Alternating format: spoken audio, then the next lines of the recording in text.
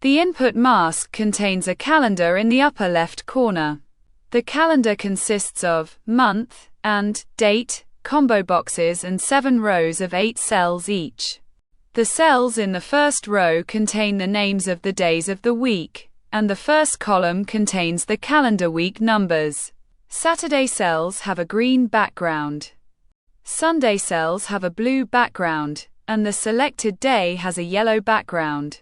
Official holidays have a red background, while non-statutory holidays have a gray background. If the selected day is a holiday, the name of the holiday appears in the elongated cell below. On non-working holidays, this cell is red, and on working holidays, it remains gray. When the input mask is enabled, the calendar always shows today's date.